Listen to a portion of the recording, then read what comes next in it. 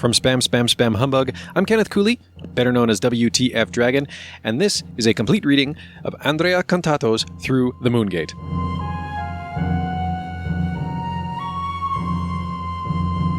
Chapter 11.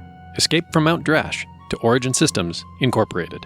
Contrary to rumors, Garriott was fully aware of the game and consented to the use of the Ultima name to help out Zabalui, whose game would not otherwise have been published by Sierra. Giant Bomb Review of Escape from Mount Drash. Technically, everybody is freelance, including myself. Chuck, Charles Boucher, and I actually work in the office, so we call ourselves resident freelancers. We're the only two resident freelancers, but we do have 3 outside freelancers who do both translations and some original work. Also, Andy Greenberg, author of Wizardry, is working for us. He's currently working on a new game called Ogre that should be ready in the next couple of months. Richard Garriott, interview by Peter Ellison, ROM Magazine, Volume 1, Issue 6, June 1984. When Richard, his father Owen, his brother Robert, and his friend Chuck Boucher decided to start a company, I was invited to join by investing $5,000 for a 5% stake in the company. Being a starving student, I declined. Big mistake. That's why I'm still working. Kenneth Arnold. Sierra Online not only gave Richard Garriott the necessary support to carry out his project, Ken and Roberta Williams also welcomed him into their home in California. Here, together with other guests of the Williams, Richard found shelter and could concentrate on making giant strides in the programming of Ultima 2. Yet, his stay at Sierra Online's headquarters did not leave him with a good impression. He would explain, years later, that many of the same problems he had experienced at CPCC were also present at Sierra Online, and that it was hard to forgive himself for stumbling twice into the same error. In 1982, Sierra Online was already a rapidly expanding colossus in the computer gaming market. Many investors wanted to buy it. Staffing levels were constantly increasing, and the lifestyle in the chalet was, to say the least, very informal. Similar to Atari under Bushnell's leadership, parties were not uncommon, and often young programmers, suddenly independent and with a relatively well-paying and satisfactory job, had no problem indulging in alcohol consumption. Richard later recounted that there were also drugs on the Williams campus. A high-ranking employee with close ties to the principals of the company was dealing pot on the side, some of it to co-workers. Sadly, the relationship between Ken and Richard soon began to deteriorate. The first point of contention was the Spirodisk system implementation, writing data on floppies along a spiral rather than in the usual concentric circles, to protect Ultima 2 from the spread of illicit copies. Its inventor, Mark DeShano, was a brilliant hacker, but according to Ken, loved to be the prima donna of the company. Garriott, who had exchanged pirated games in the dawn of his computing life, was against the use of Spirodisk because it increased the already long loading times for the game and was unreliable. DeShano was Sierra Online's technician in charge of the anti-copy protection features. He also reaped profits personally from any game that used his copy protection, and he insisted on using it, effectively blocking publication of Ultima 2. Only under great pressure, including from Chuck Boucher, DeShano suddenly realized that he was blocking a fellow programmer's software in order to promote his own, and eventually he gave in. However, Garriott was disturbed by the incident, and once Ken found out about DeShano's conduct, he went on to replace him as soon as possible. Struggling again to fit into new environments, Richard interrupted his stay at Sierra and returned home. It had been profitable, but Richard would remember it in negative terms, showing his uncompromising personality. The idyll with Williams was about to end. When Ultima 2 was published, and the hoped-for success was evident, Ken considered possible strategies to exploit the popularity of the Ultima brand. Signing a contract with Richard had given Sierra Online much more authority over the series than just the right of republishing the first episode thereof.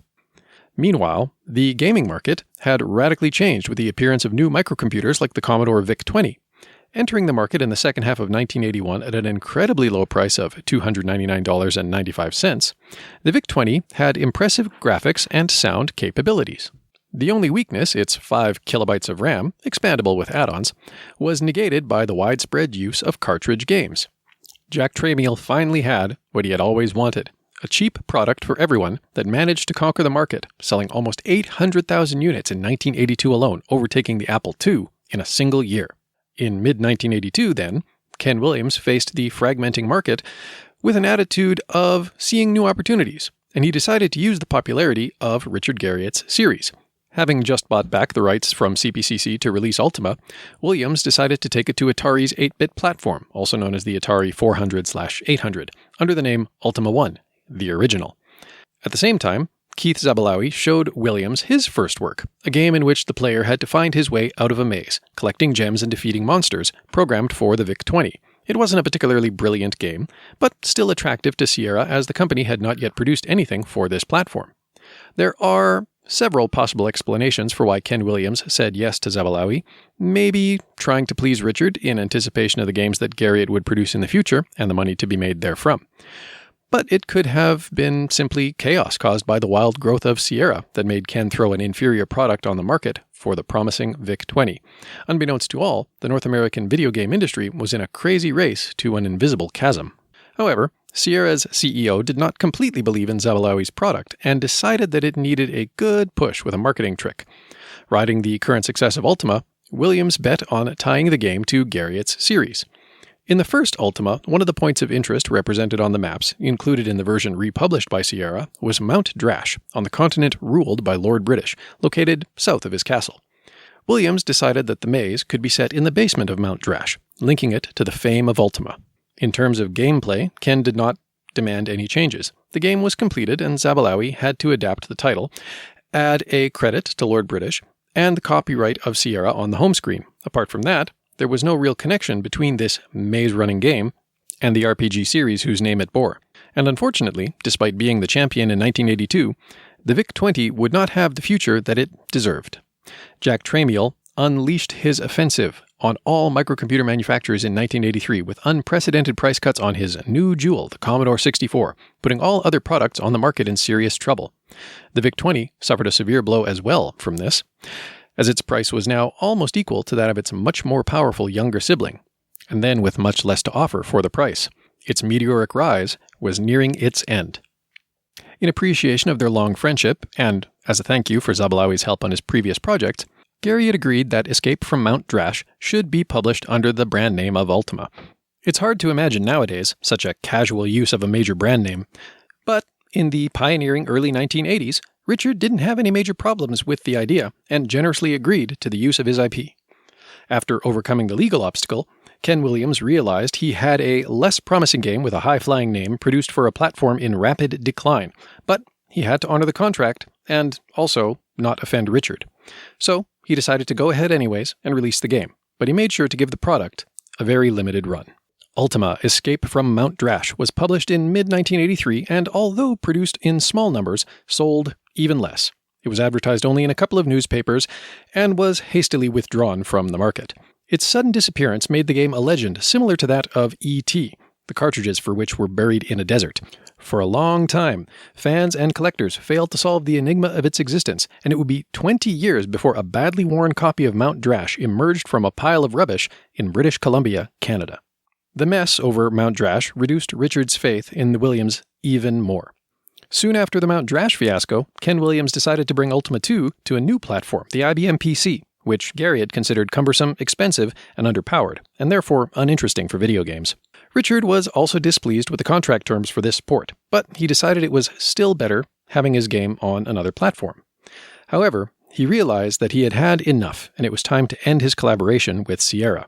Unfortunately, he understood too late that with the contract he had signed, he had given away creative control over his games to Ken Williams. It would take several years to regain the rights and republish his first 3 works. In the meantime, they would remain in Sierra's hands. Ken Williams also had his own concerns.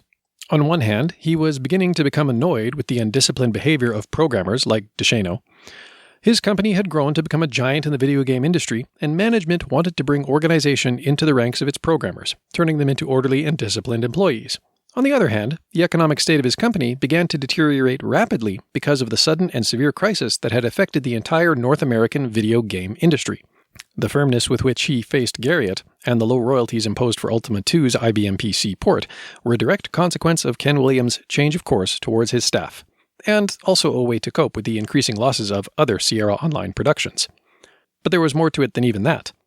On the occasion of Sierra's 15th anniversary, Ken and Roberta Williams wrote in a short article in Sierra's Interaction magazine, dedicated to Ultima with the artwork from Escape from Mount Drash covering their version of the story. Back in the days of Ultima 1 and 2, these games were not the three-quarter overhead view graphics extravaganzas they are today. Instead, they were more like board game-like still pieces on a map that scrolled around on screen. They were quite popular, and players seemed to love them, but Ken never really understood the real attraction. For this reason, he probably didn't treat Garriott as well as he did some of the other authors. Garriott eventually decided to start a company of his own. Garriott's rebuttal to this was much simpler. They quit paying the royalties I was due. My first publisher, California Pacific, quit paying me because the owner was a major drug user and squandered the money they owed me. Sierra also just up and stopped paying, as they had financial troubles as well. In both cases, I brought in my brother Robert to try and collect. Never could. So we went into business ourselves and started Origin. When the experience with Sierra was over, Richard needed to start working on his new game, continuing the success of Ultima 2. The Sword of Damocles, represented by the agreement with his father, looked more risky, as he had no publisher. After 2 negative experiences, Garriott didn't feel ready to try his luck with a third publisher. Again, he turned to his brother Robert for advice. Robert Garriott studied the situation for a long time and concluded that by proceeding with a well-targeted business plan, Richard could attempt self-publication and create his own company. To ensure success, Richard had to churn out a new title within a year, and it had to perform as well as his first 3 games. If he was too late, or if the game turned out to be a failure, the company would not survive, and Richard, to the satisfaction of his father, would have to return to his studies. Listening to the detailed explanations of his son Robert, Owen Garriott agreed that the project sounded reasonable. To his mind, the fad of video games should have passed already, yet it still continued. Owen said he was in favor of the project and indeed participated in the founding of the company, financing it in part. The largest share belonged to Richard, who also had the most money to invest thanks to his first 3 games. The 22-year-old had gone from creating software as an assignment in school to producing games and now to running a video game company with his brother. Richard accepted the challenge and responsibility. If the company would fail, it would go down with most of his savings. Origin Systems Incorporated was founded on March 4, 1983, by the brothers Richard and Robert and their father, Owen Garriott, and their old friend Chuck Boucher, with an initial investment of $70,000. The name was borrowed from the Origins Game Fair, a yearly exhibition of the table and role-playing games industry since 1975, showcasing the most important news on the market. In a great moment of creativity, Robert chose Origins' motto, "We create worlds." Richard was ecstatic about it. He couldn't have said it better. The company's temporary logo was advised by Soft Talk magazine's graphic designers, and although periodically revised, it was never completely abandoned. Despite its high-sounding name, Origin Systems Incorporated, OSI, started with a much less impressive headquarters, a small and simple building behind the Garriott residence. It was the same garage his mother had escaped to from Richard's D&D-addicted friends invading her house. Once again, she had to move her tools to make room for her son. Finally having the opportunity to work in his own way, Richard was not discouraged by the modest means and resources available. His friend Steve Jackson, after all, had started in a barn. Even technologically, his Apple II Plus was outdated. In 1983, the IIe revision came out, and the market was crowded with new computers, dominated at that time by the Commodore 64. True to his first microcomputer, Richard continued to develop for Apple II, reserving the right to have some of his collaborators do ports for other platforms. This was practical thinking as well. Having invested so much time to get proficient with the Apple II, and time being a luxury that the newborn OSI could not afford, switching to another platform as the main system for future games would have been a costly, if not devastating, decision. Richard could proceed faster on the Apple II, starting with a repeatedly reworked and optimized codebase, and then delegate the versions for other platforms, especially 6502-based platforms, which did not require recreating the code. Richard started with Ultima 2's code and tried to remedy previous mistakes. He had given too much attention to improve the game engine, resulting in a game with serious design flaws. The dungeons were skippable, players found many exploits in the hastily created mechanics, and overall the game had been plagued by many serious bugs. Knowing that the new installment had to be a success or the company would fail, Richard went on adapting in the code what he was the least convinced of, like the management of life points and statistics. Meanwhile, Robert Garriott had the difficult task of putting order into the company and making it work with the few resources it had available. His biggest problem was, being recently married, that he had moved to another state with his wife and had to commute, often taking the plane back to Texas. His frequent absences did not help his marriage and gave rise to tensions with which, sooner or later, he would have to deal. Richard and his games were central for the company's fortunes. But Garriott wasn't the only one at work. Chuck Boucher was busy with an action game called Caverns of Callisto, of course for the Apple II. Also, Richard had brought with him a couple of trusted people when leaving Sierra. Jeff Hillhouse, who moved into a cot in the loft of the garage, and Mary Fenton, who had taken care of customer care at Sierra. In addition, Richard had called together his old friends and people he had previously relied on, so it was that Ken Arnold and Keith Zabalawi, while not joining the company's staff, helped him with his projects. Steve Jackson decided to give his friend's new venture some media coverage, writing a short extract in issue 63 of Space Gamer. Richard Garriott, aka Lord British, who's been designing computer games for several years, has formed a new software company with 5 other designers. Origin Systems, Inc. will publish arcade and role-playing software and eventually will expand into business and educational software markets. The first releases will include Exodus, third in the Ultima series of computer role-playing adventures. Garriott and partners Chuck Boucher, Keith Zabaloui, Ken Arnold, and John Kennedy are seeking freelance programmers for software game design. It's unclear who had the idea to add that last sentence, or who had decided to publish an entire ad announcing that Origin Systems Incorporated was looking for new staff, but the message was replicated in Soft Talk in May of 1983, with a challenging, full-page color ad and the company's logo. Origin Systems presents a new dimension, software without equal, the ultimate in design, execution, and value, taking your machine where you want to go. We invite you to join us. 19202 Back Bay Court, Houston, Texas, 77058, 713-333-4716. According to Richard, this was the actual first advertisement for Origin Systems before we even had a logo. Soft Talk magazine made it for us to announce our existence. Address was our parents' home in Houston, Texas. Shortly after these announcements were published, a certain David Shapiro, aka Dr. Cat, showed up at Richard's garage with high expectations. There was an issue that had a full-page advertisement taken out by Origin that said, "Our new game company exists, and we're going to be making Ultima and other cool games, and here we are." There was no product for sale yet. They were just announcing the company. They mentioned at the bottom they were looking for programmers, game designers, artists, writers, etc. I forget the exact list, which was a little surprising to me at that time, since games were made pretty much entirely by programmers at that time.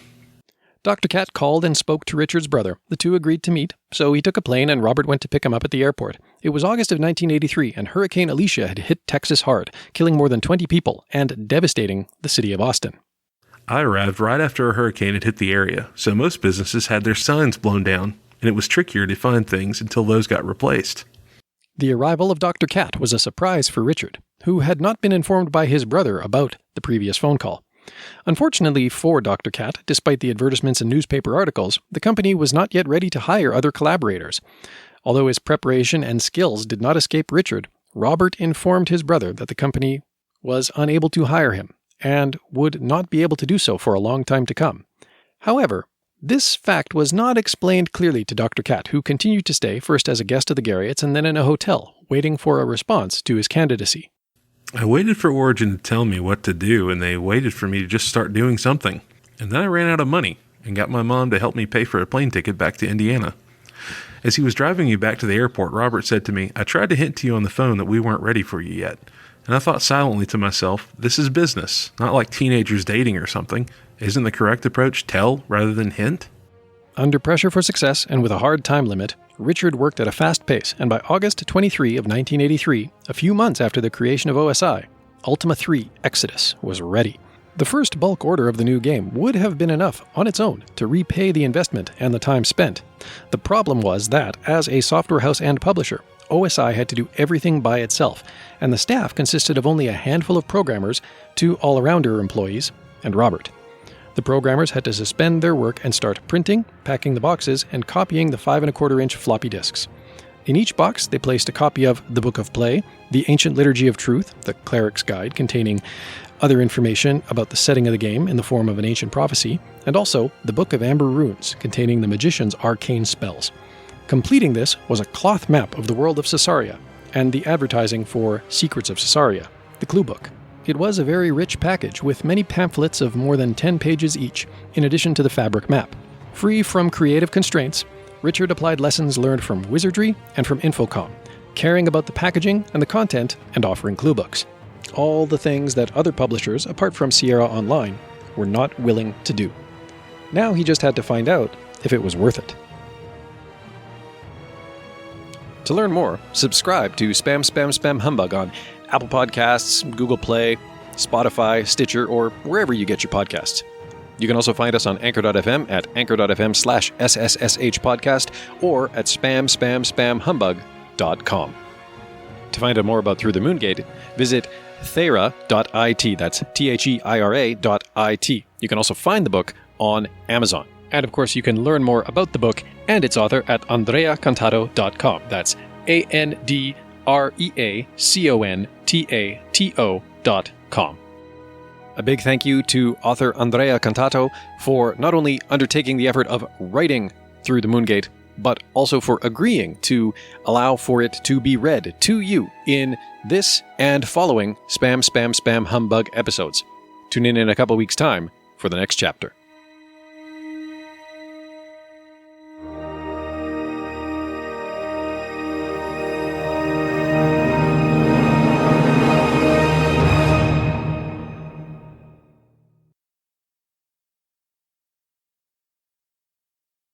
I'm going to make some games and I'll show them to you when I'm done.